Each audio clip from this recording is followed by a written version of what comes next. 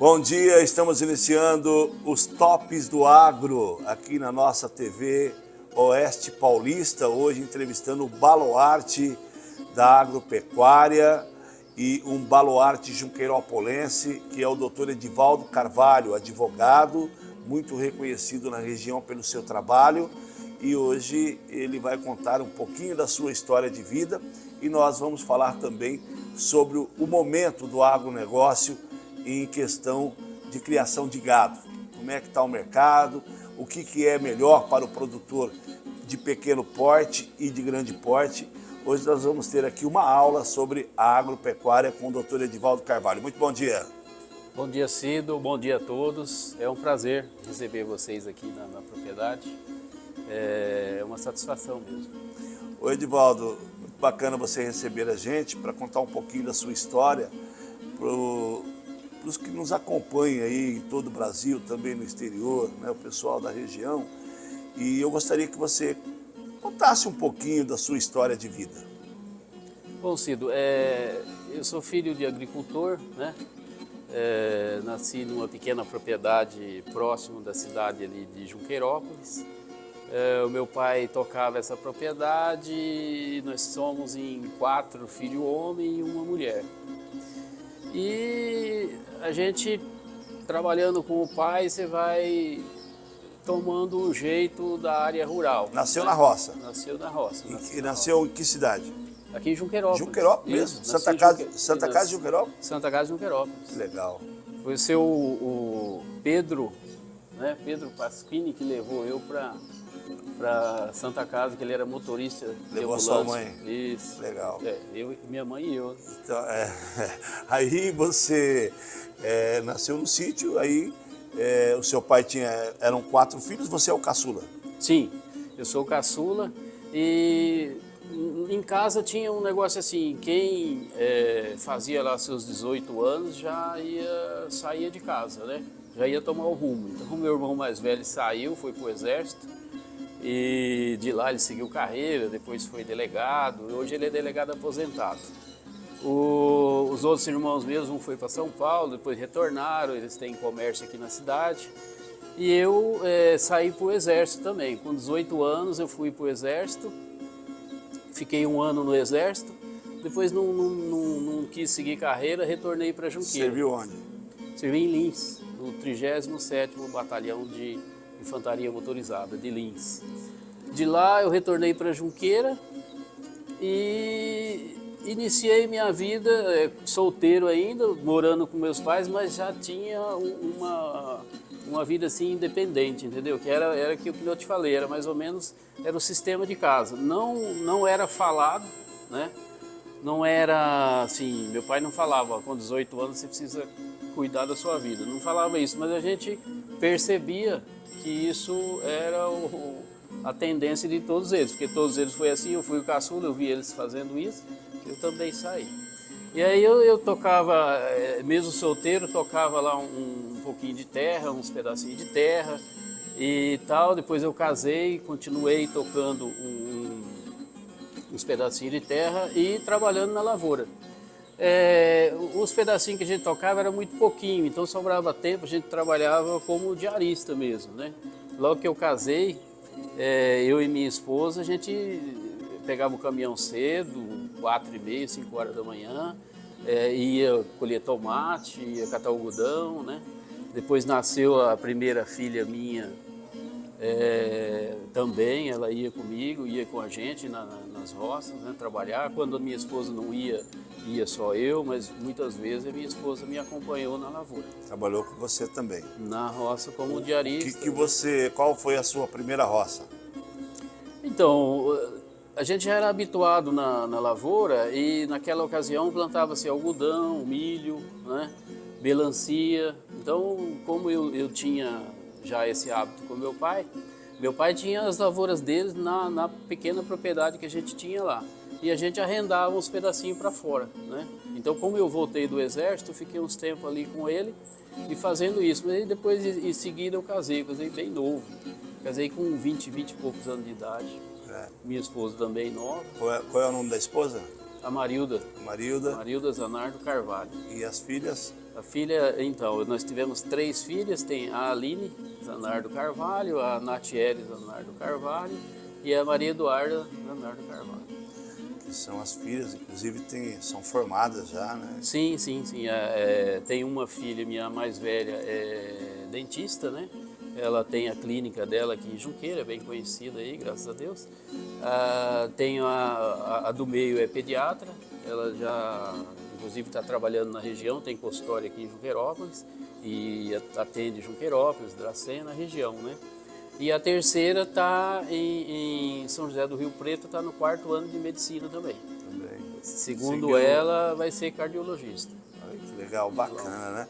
Aí você, da lavoura, qual foi o seu pulo aí para outra profissão? Então, da lavoura, eu me casei em torno de, eu acho que foi, não posso nem falar que não sei a data certa, porque a mulher está por aí, mas foi em 87 por aí que eu casei.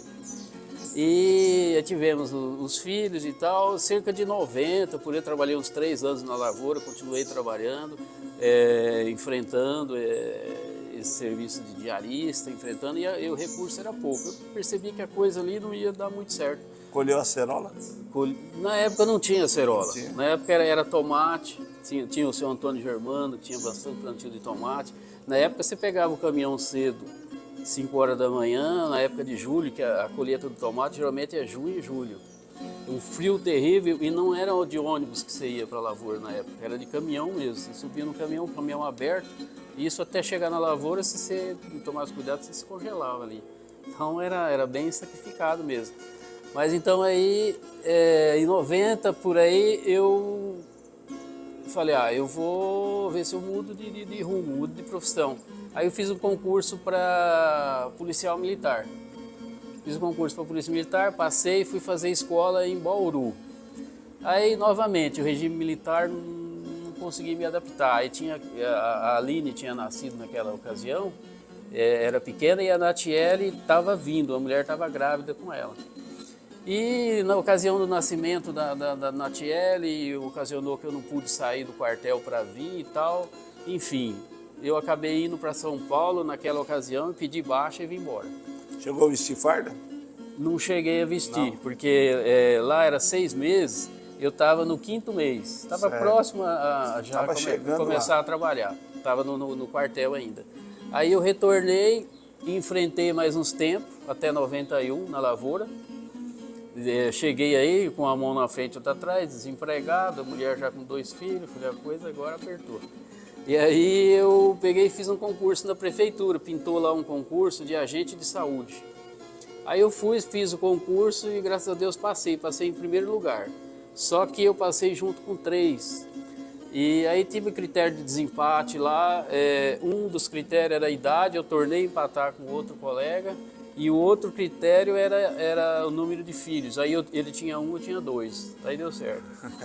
Aí entrou. Aí eu entrei na prefeitura de Junqueira como agente de saúde, trabalhando no centro de saúde. E ali, graças a Deus, deu certo, o pessoal muito bom, agradeço até hoje a recepção deles. E eu comecei ali, comecei a trabalhar como agente de saúde. Na verdade, na ocasião, o meu cargo era para controle de vetores, né? Então, aí eu trabalhava nas valas, passando veneno nas valas para controlar o pernilongo comum, visitava as casas para controlar o pernilongo da dengue e tal. E depois eu comecei a viajar de ambulância, que o pessoal precisava do motorista de ambulância, acabou me chamando e eu fui viajar em ambulância. E quando eu comecei a viajar e tal, aí eu já tinha começado a fazer o colegial, né? Que eu tinha feito só até a 8ª série, quando era até 18 anos. Depois do quartel eu não estudei mais, aí eu voltei, já casado, com 2 filhas, trabalhando ali no centro de saúde, eu voltei a fazer o colegial. Fiz o colegial no antigo supletivo, ali no Pecorari. Aí fiz era 3 anos o colegial, fiz em 2 anos, fiz vestibular para Direito e passei, e aí eu comecei a fazer Direito em Prudente. Viajava durante o dia com a ambulância, eu já estava viajando com a ambulância, o pessoal me deu todas as coordenadas, eu aprendi com eles ali, né, São Paulo, Campinas e tal. E E quando retornava, montava no ônibus, vinha para Prudente, fazia direito, voltava e 11 horas da noite por aí estava chegando, meia-noite, no outro dia cedo de novo, para lá no centro de saúde e viajando. Então foi 4 anos aí corrido, mas foi excelente, para mim foi muito bom. Consegui me formar em Direito.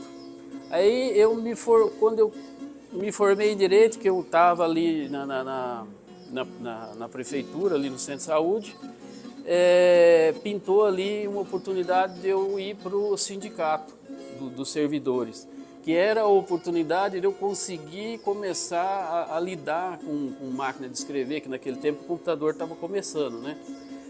Eu não sabia nem digitar numa máquina de escrever, então era a oportunidade de eu começar a lidar com o público e tal.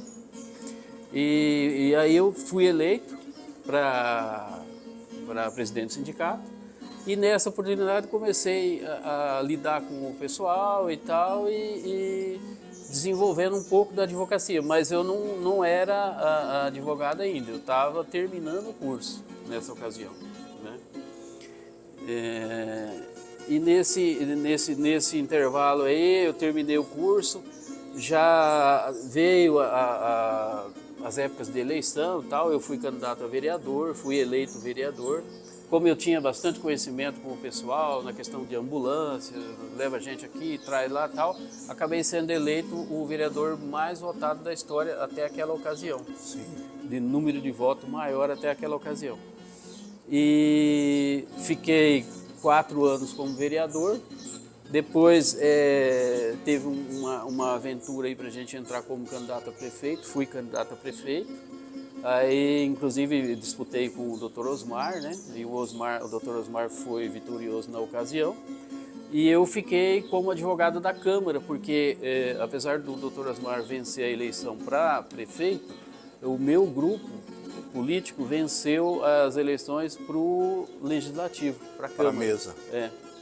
E aí eu continuei como vereador, como advogado da Câmara, mais 4 anos. Depois eu fui novamente candidato a vereador e fiquei mais 4 anos como vereador na Câmara. Então eu mantive aí 12 anos de trabalho dentro da Câmara, né? Apesar de estar continuando com a advocacia. Sim. Então foi assim, eu estou dizendo isso porque foi uma larga experiência, entendeu? De quando eu casei até quando eu iniciei a advocacia mesmo, foi assim, um período de bastante experiência. Vários degraus, né? De vários degraus, de muita gente me apoiando, me ajudando. Então, foi um conjunto de boas intenções que acabou me ajudando a chegar como advogado. E aí hoje você exerce a função de advogado. Desde que ano que você é advogado? Desde 2000, finalzinho de 2000. Passou na ordem na primeira vez? Na primeira, aí, graças a Deus. Como é que é? Que história de vida bacana, né? Nascido na roça, trabalhou na roça, foi servir o exército, teve a experiência, né? De servir o exército. 1 ano no exército. Ganhou alguma coisa no exército? Na época eu ganhava meio salário. De ajuda de custo, né? De ajuda de custo. Aí voltou, foi para a roça, entrou como agente de saúde e foi estudar no supletivo no Geraldo Pecorari, em Junqueirópolis. Uhum. Aí se formou para advogado, foi estudar em Prudente, aí era uma vida corrida, hein, quando você estava fazendo curso de advogado. Corrida. Quando eu estava fazendo curso de advogado, eu gostava muito de trabalhar com ambulância, porque foi um período da minha vida bem de grande satisfação mesmo. Você trabalhar com a pessoa que precisa, a pessoa que está doente, então você é importante na vida daquela pessoa, né? Então eu gostei muito de trabalhar com ambulância. Aí eu viajava, ia para Bauru, ia para Marília, ia para Jaú. E você, para viajar, você tem que sair de madrugada, porque lá você tem que estar às 7, né? Sim. Então eu saía aí 3 horas, 3h30 da madrugada, pegando o pessoal, ia para Jaú. Chegava lá, ajudava eles a organizar tudo lá para poder terminar cedo. Distribuir o pessoal. Isso, para poder voltar rápido, para chegava em casa e montava no ônibus e ia para Prudente. Voltava meia-noite por aí, né?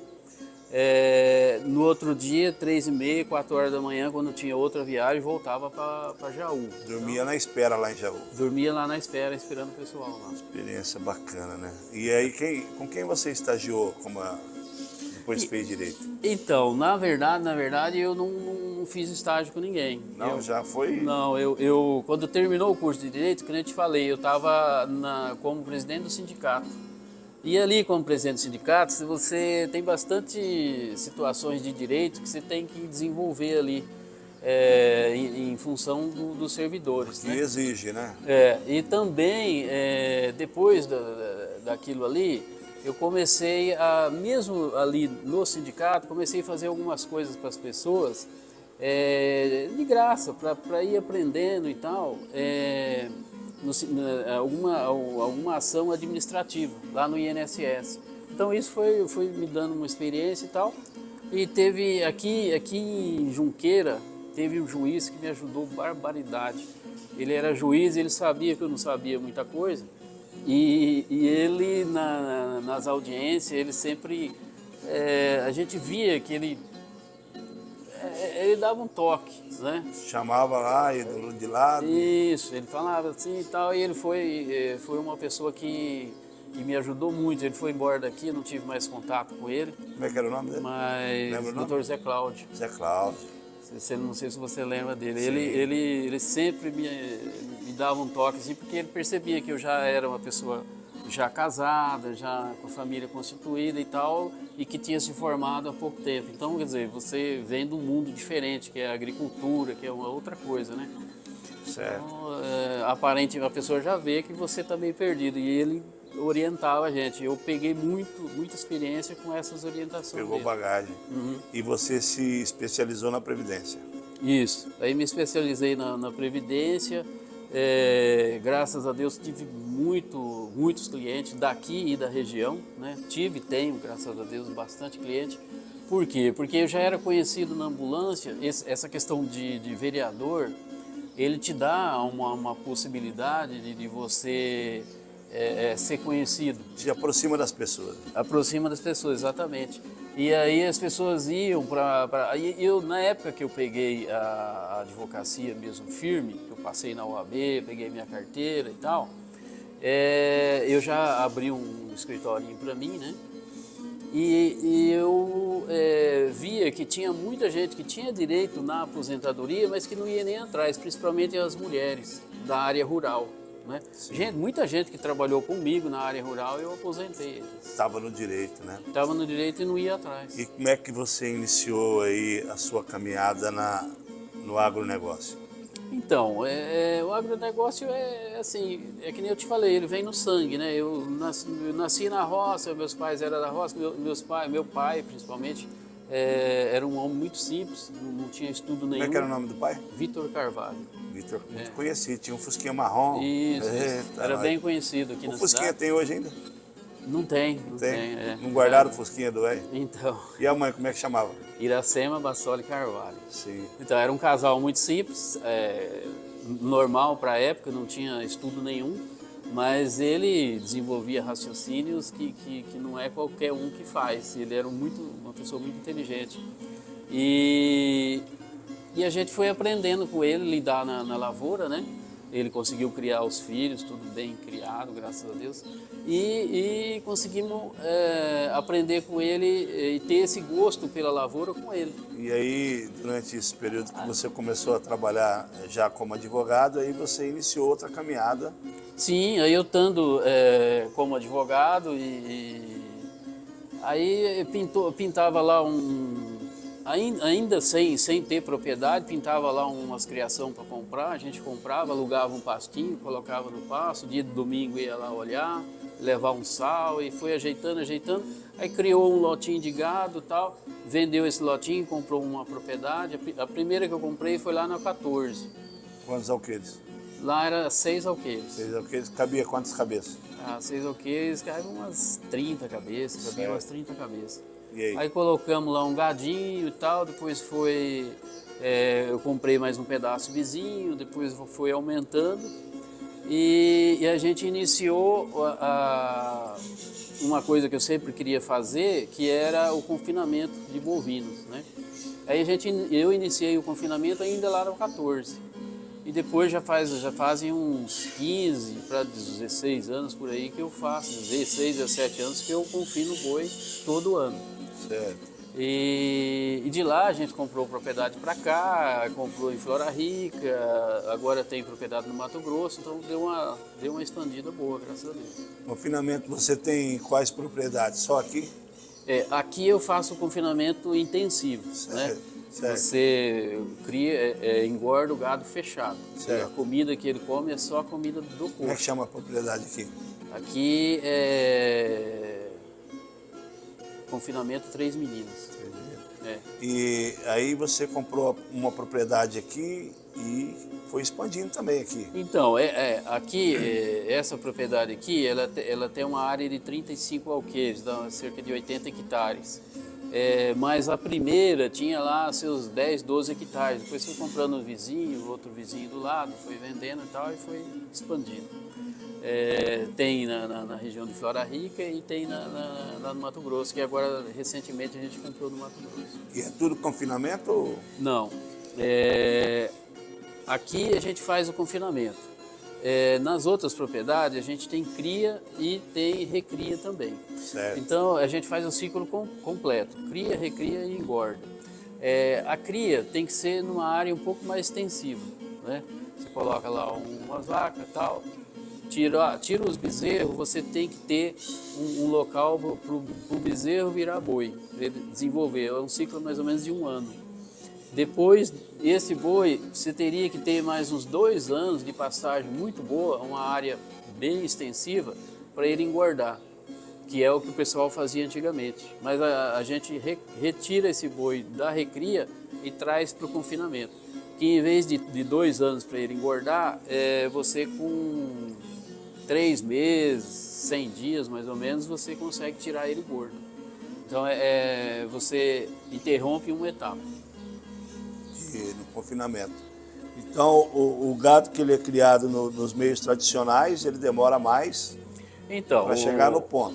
Atualmente, a gente inclusive está fazendo uma experiência aí que nós estamos com gado Brangus, que é o cruzamento do Angus com o Brahma ou o Nelore. Esse gado, ele tem, a carne dele é especial, a carne marmorizada e tal, então ele tem uma aceitação maior no mercado. É um tríplice cruzamento? Não, 2 cruzamentos. 2 cruzamentos. Ou com o Brahma ou com o Nelore. É o mesmo. O Angus com um desses. E o Angus com um desses. É o mesmo. Por quê? Já iniciou isso aqui? Já tem isso aqui. Por quê? Porque para ele se adaptar à temperatura daqui. Certo. Lá no sul, que é o Angus, então lá é muito frio. Se você trazer o Angus para cá, ele não se adapta. Então, nós temos eles aqui, para que é? Por que a gente está criando esse gado aqui e pretende desenvolver em todas as propriedades? Por quê? Se você precisa, eu estava falando para você precisa de 1 ano para recriar o boi. O Angus, o Brangus, que é o cruzamento do Angus, você pode tirar da vaca e já engordar, entendeu? Então você tira, em vez de você tirar um boi com 26 meses, você tira um boi com 20 arrobas, 22 arrobas com 26 meses. Você consegue tirar um bezerro Angus com 14, 15 meses, com 20, 21 arrobas. Então, você mata uma etapa de 1 ano e outra etapa de 2 anos para ele engordar. Então, você em menos área, você consegue fazer uma produção maior, entendeu? Então, mas você tem que ter a espécie própria que proporciona você fazer isso. Então, a gente está criando essa espécie. Eu comprei 6 matrizes da região de Araçatuba, e dessas 6 matrizes a gente está fazendo a inseminação, que não é inseminação artificial, é como se fosse uma barriga de aluguel. Então você colhe os óvulos das matrizes e vai o agrônomo, o veterinário leva para São José do Rio Preto, lá ele faz a fertilização in vitro, traz o embriãozinho e coloca nas outras vacas que eu tenho aqui, que é barriga de aluguel. Que está no cio. Ele induz ela já a entrar no cio na condição de receber o embrião. Sim. Entendeu? É um processo que de cada 100 pega lá uns 40%. Certo. É um processo um pouco delicado. Mas é uma forma de uma vaca, por exemplo, produzir 30 filhotes, 20 filhotes no ano. Certo. Você entendeu? Por quê? Porque ela é feita do óvulo dela e de um touro. Então o touro, a gente pega um touro, um sêmen muito bom, né? Você pode comprar um sêmen muito bom. E as suas vacas que são PO também são boas. Ela vai dar um bezerro, só que não vai dar o bezerro no útero dela. Você vai colocar na barriga de aluguel, você consegue produzir mais. Para que eu faço isso? Que eu estou fazendo isso agora nesses 2 anos, 2 últimos anos?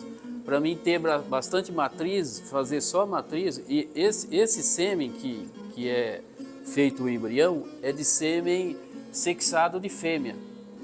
Então, essas matrizes vão criar os bezerros que a gente vai trazer direto para o confinamento. Esse ano eu já fiz isso, já fiz essa experiência, e já bezerros tirados da vaca com 14 meses saíram daqui com 20 arroba, 600 quilos.